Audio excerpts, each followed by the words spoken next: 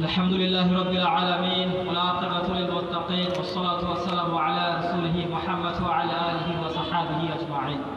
أعوذ بالله من الشيطان الرجيم.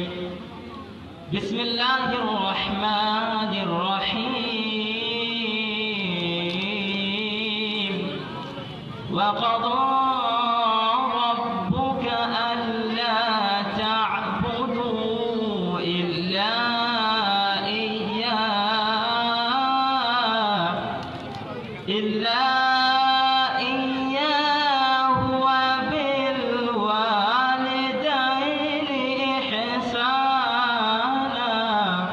إلى آخر آيات.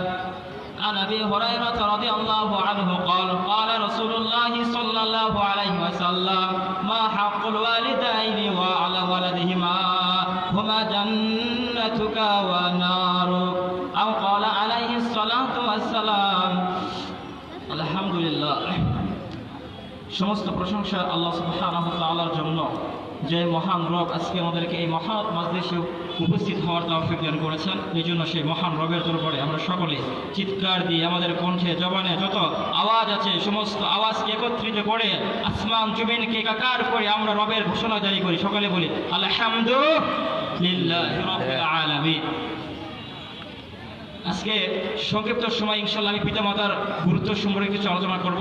I will discuss about obey to the parents.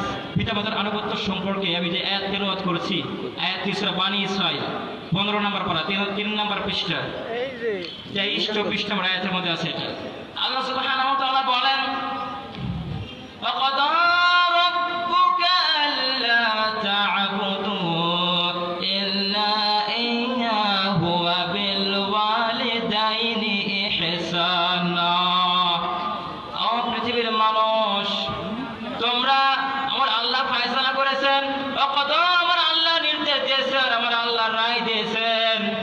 ওয়াকাদা রব্বুকা আল্লা তা'বুদু, আল্লাহ ছাড়া তোমরা অন্য কারোর ইবাদত করতে পারবা না।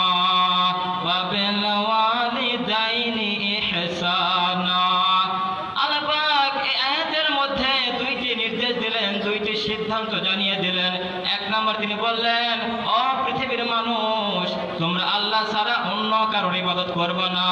দুই নম্বর তিনি বললেন ওয়াবিল ওয়ালিদাইনি ইহসানা, তোমরা পিতামাতার সাথে উত্তম আচরণ করবা, আর পিতামাতার সঙ্গে উত্তম আচরণের জন্য রয়েছে তোমাদের জন্য উত্তম প্রতিদান। ওয়াবিল